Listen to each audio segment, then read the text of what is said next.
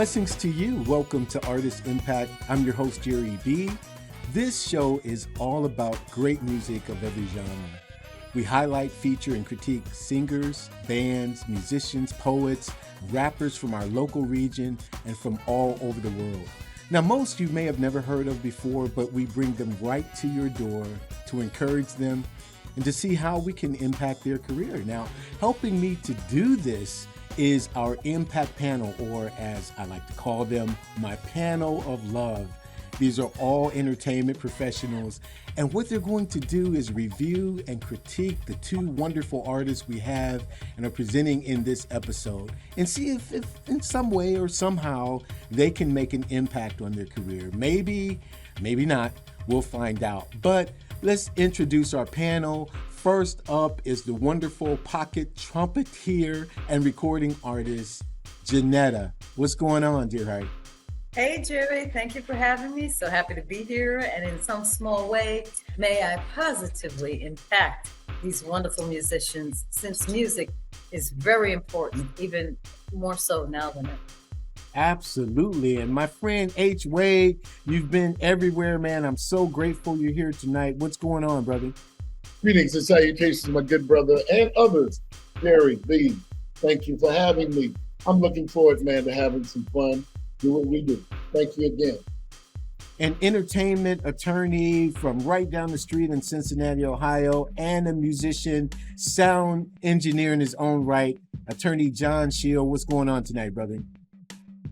Hey, I'm really glad to be here. Thank you so much. And thanks to everybody for showing up. What we do is give back to the music community in all of our different ways. And it's just a pleasure and an honor to be here doing that. So thank you.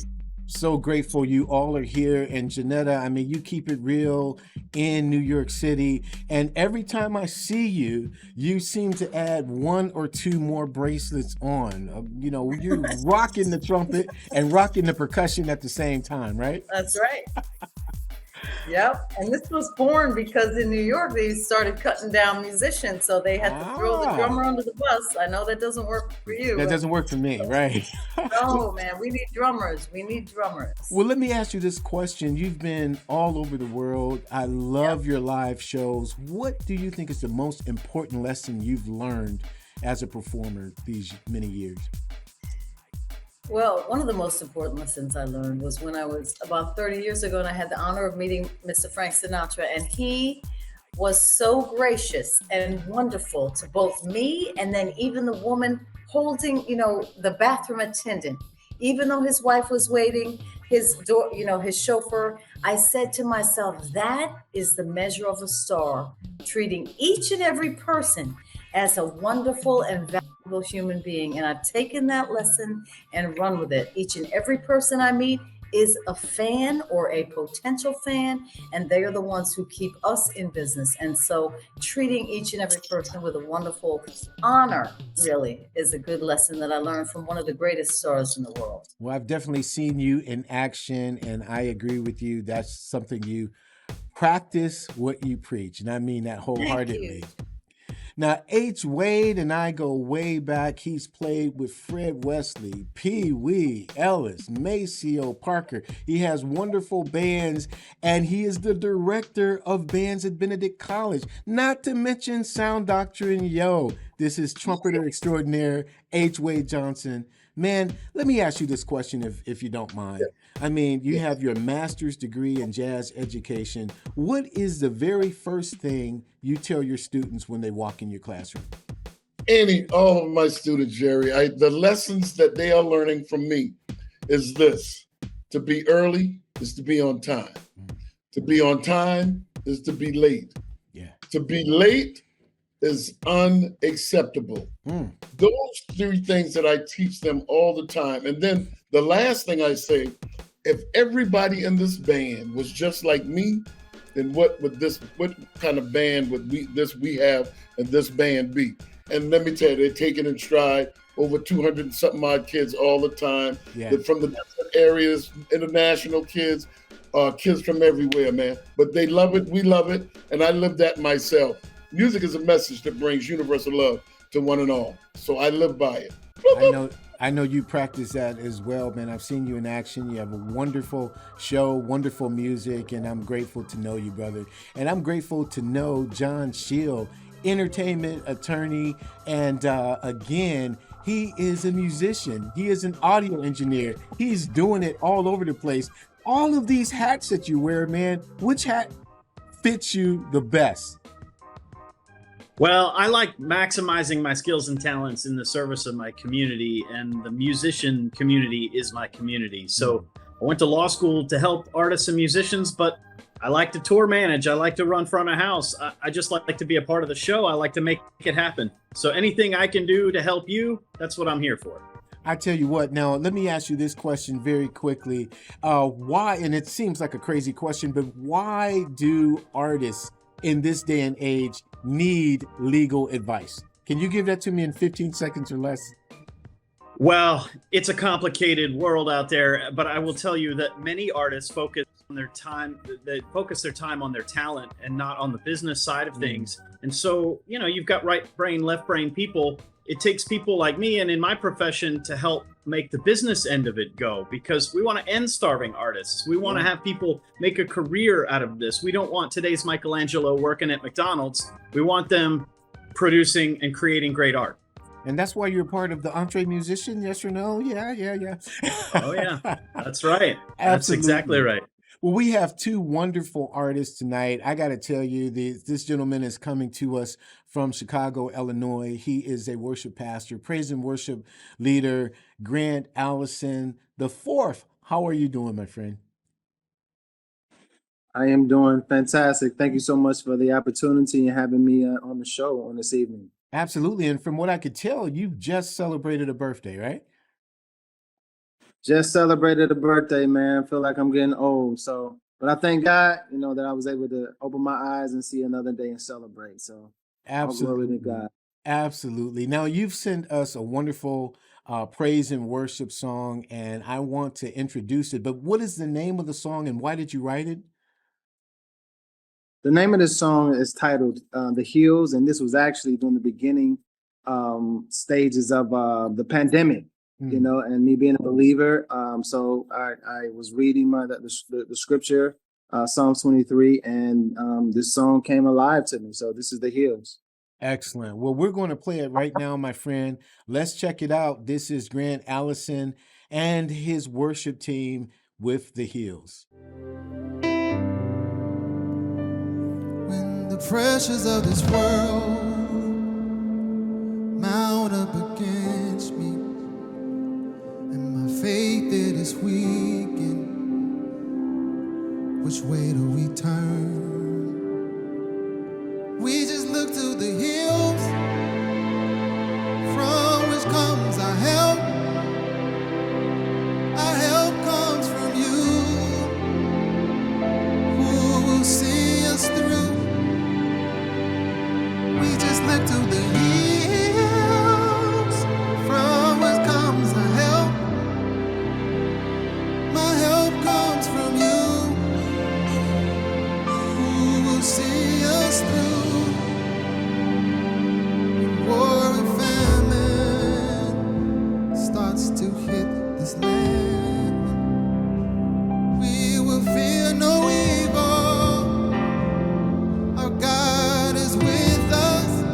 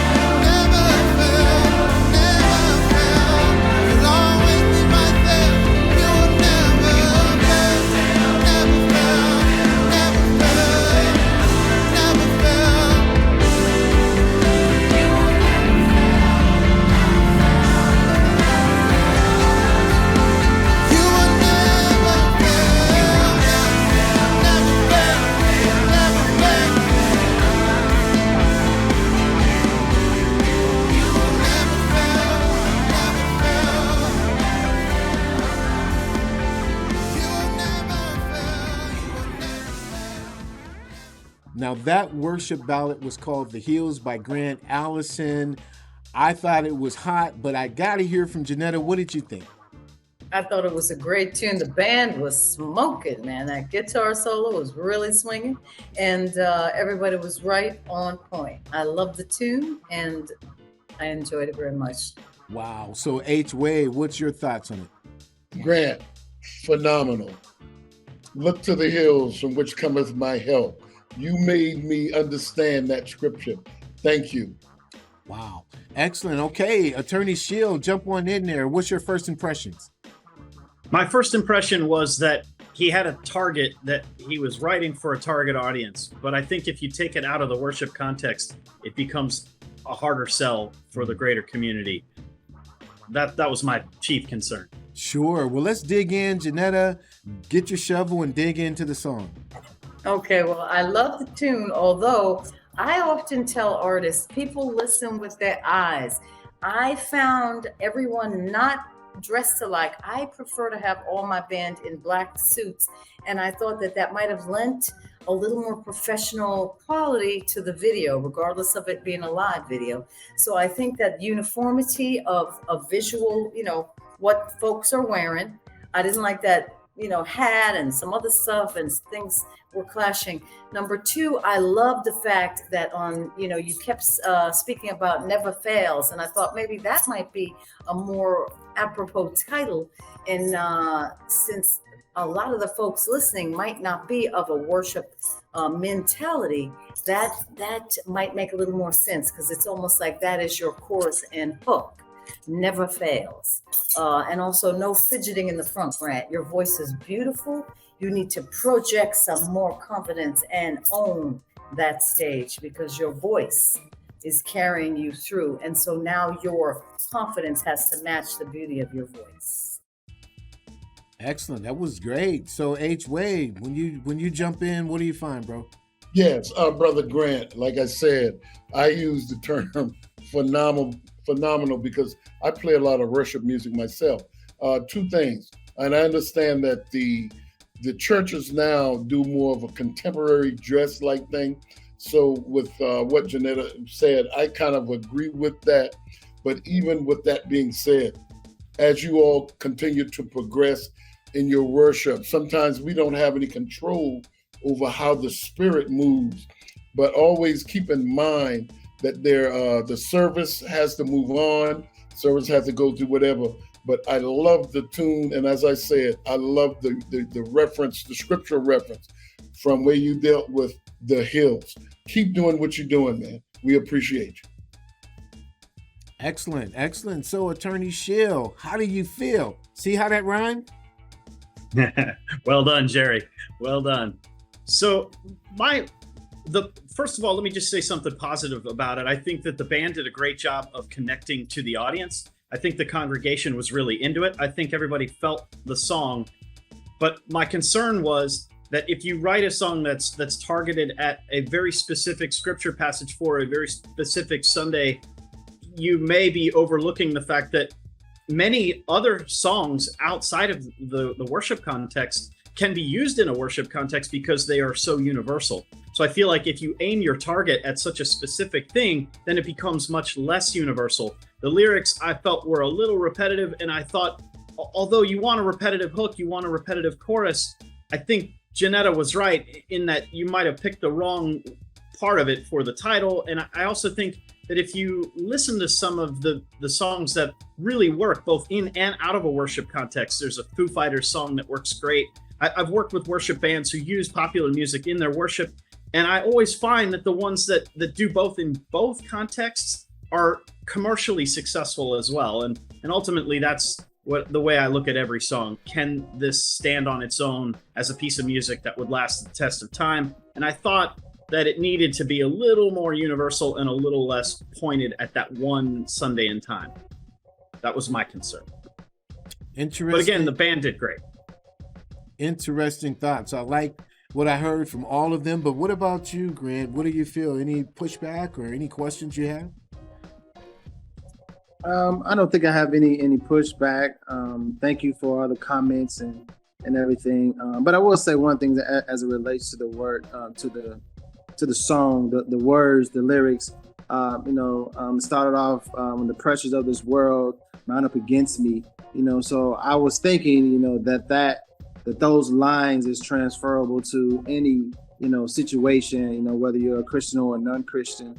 And again, it was during the times of when COVID hit, so it was that encouraged me, that people were always have been looking, for a source, an answer, anything, some type of hope. But thank you again for all the feedback. It was incredible, and I'm going to definitely take it in and to apply it, to the next time I have a recording. That's excellent. Well, we absolutely thank you for being on. Thank you for participating in Artist Impact, and nobody go anywhere because we're going to go right down the street to the Cleveland, Mentor, Ohio area where there's an acoustic rock band called Van Arlo, and here to represent them is Ben Marthy. So what's going on, Ben? Hi, Jerry. Thank you so much for this opportunity to be on this show. I'm looking forward to, seeing what everybody has to think. Well, I tell you what, man, your band is, first of all, you guys are staying very, very busy, and you're working on a lot of music and throwing it up, and that was really cool. I really appreciated the song that you sent in, and I can't wait to introduce it on this platform. So let's take a listen to it. What do you say? Sounds great. This song's called Play to Win. This is an original song.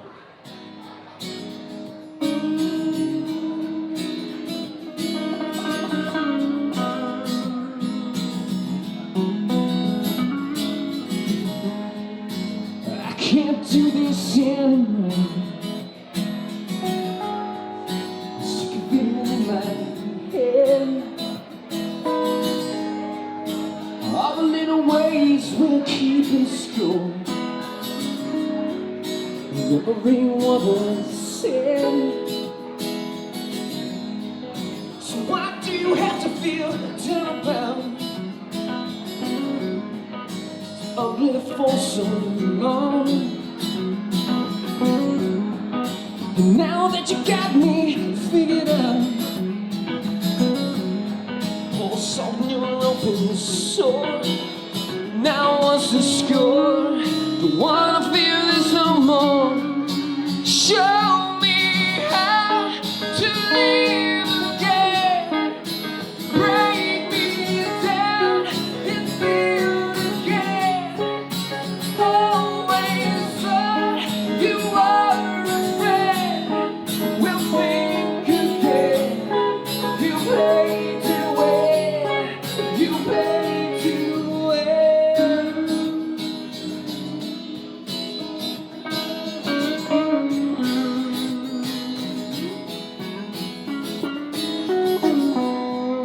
So leave your empty promises at the door. I don't want them anymore.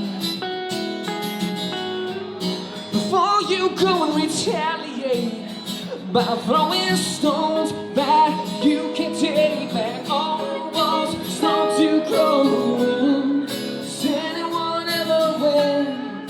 Show me how to live again. Break me down and build again. Always thought you were a friend. They'll think again.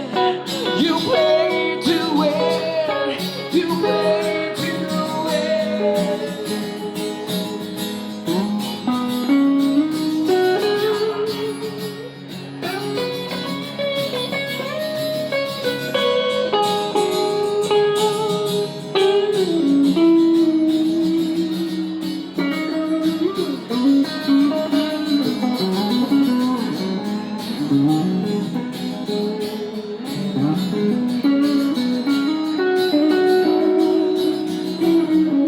Show me how to live again. Break me down and build again. Always thought you were a friend. We'll think again. You play to win. You play to win. You play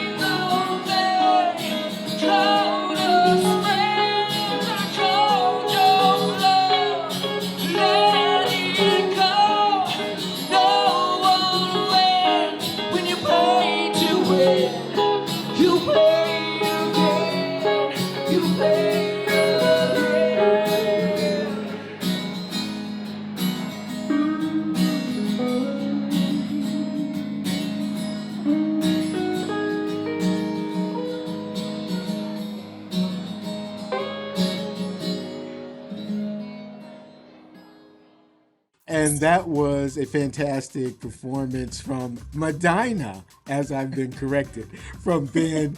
And man, I dig the song. But Ginetta, what did you think about it, dear?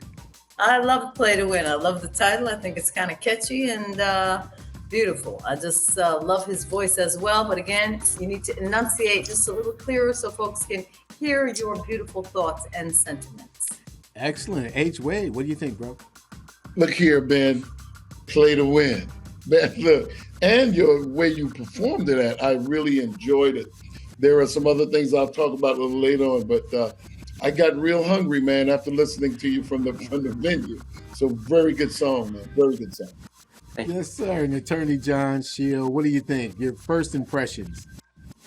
My first impression were that the singer, you did a great job. As a singer, you communicated really well with the audience. I was a little concerned about the orchestration and the interplay between you and the other guitar player, but I thought you did a great job, and I really could feel what you were singing. That's wonderful. Well, let's just jump in really, really deep. Ginetta, go for it, dear heart.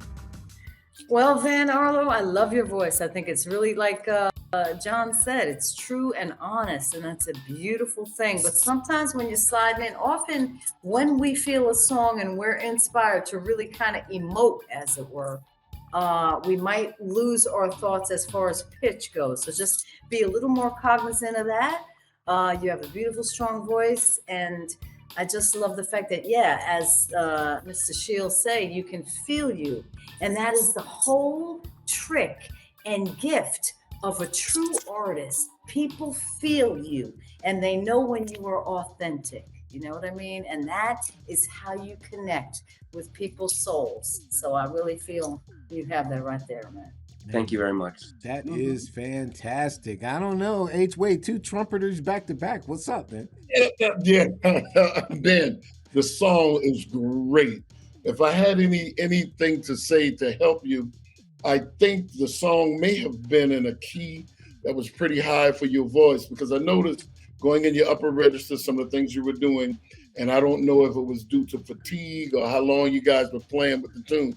And secondly, along with your accompanist, the other guitar player, I think there were some things that were going on that the two of you should look at better in terms of accompanying each other. And lastly, video. The video could have been panned a little bit better, but man, that song is a hit. That song is a hit.